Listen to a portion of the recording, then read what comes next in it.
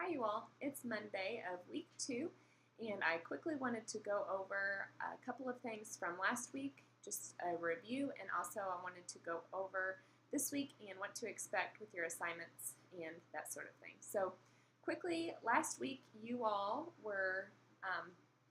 should have by now looked over the orientation video that Michelle made, and hopefully you've been able to look through that packet also of information that she put together for you all.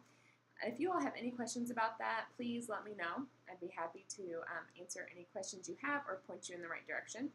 Also, she talked about the criminal background check that's required for you to have on file with the early education department before you ever step foot into a child care center to do any of your field experience assignments. So make sure that you're getting that done. If you are working with a child care employer and you've already had a criminal background check and it's current, you can use that. Just get a copy of it and get that over to the early childhood department. A lot of you all have emailed me about that to let me know that you have that on file already or that you're in the process of getting that. So if you have not emailed me yet already regarding the criminal background check, and also just to let me know that you've looked over all the information in the course online and also that orientation video, if you could email me and let me know that you've looked that over, that would be great. So also, hopefully by now that you have gotten the text for this course, which is right here, Early Childhood Experiences in Language Arts. This is going to be a huge thing for you all this semester. It has a lot of really great information in it that we'll be discussing throughout the semester, and a lot of stuff that you can use and apply in your teaching. And also the book Out of My Mind by Sharon Draper that I mentioned in last week's video that we're going to be using for some assignments. So this can be found either at your local library, or if you go to the Ivy Tech Sellersburg campus, go to the Early Childhood Department office and find Tricia Wall. She has copies that you all can check out from there. So those are 2 ways that you can get that book. So this week, really quick, I wanted to go over what to expect and what you need to know.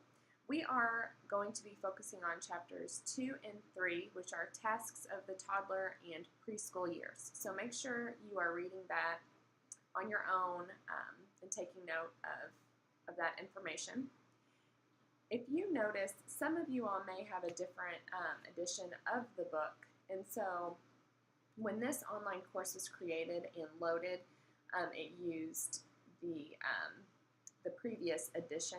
So sometimes if you see that chapters aren't lining up with your book, just make sure you're going off the title of the chapters that we're on. Some of in the week's folders, you'll see that there's PowerPoints made, and when you click on those links and open those PowerPoints, and they have a different chapter number, but the same chapter title and topic, if that makes sense. So I just don't want you to get confused. If you ever think something's kind of weird and you feel like you're not where you're supposed to be, just let me know and we'll get that figured out. So chapters 2 and 3, make sure you read those over and let me know if you have any questions about the information there. Your assignment this week is to turn in book reviews. So one huge piece of this course are book reviews that you're going to be doing. You're going to be doing about, I believe it's 27 book reviews over the course of this semester. So basically the purpose of this assignment is for you to get into early childhood and children's books and really read through those books, assess them, analyze and critique them. It's really, children's books are a huge way that children develop a lot of their early literacy skills, just through parents or teachers reading to them, or just through them looking through the pictures. So that's the purpose of this assignment, is for us to really dig into children's literature. So throughout the semester, you're going to have book reviews due. In this week's folder, week 2, you will see that there are 2 baby board books, 1 ABC book, and 1 easy to read book that are due, the book reviews. So if you, also there's a document attached there that will go over all of that information for you, so make sure that you download that document. That document is also what you are going to use to fill out and complete your book review form.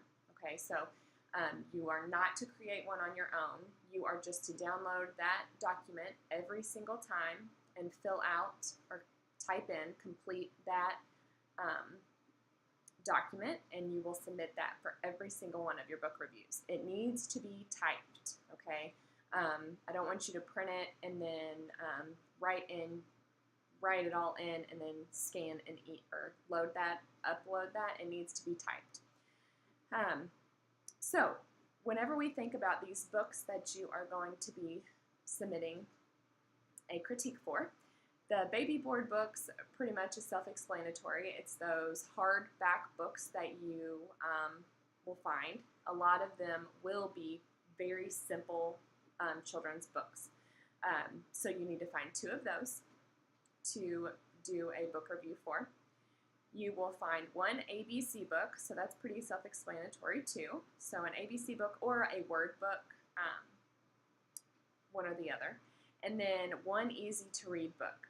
So what is an easy to read book? An easy to read book is basically a children's book that may just have 1 word a page. Okay, so maybe it's colors. Maybe only on each page there's only 1 word and it matches a color. Or maybe there's 1 word and it matches an animal that corresponds with what's on that page. Maybe it's just 1 word that repeats itself through the whole book.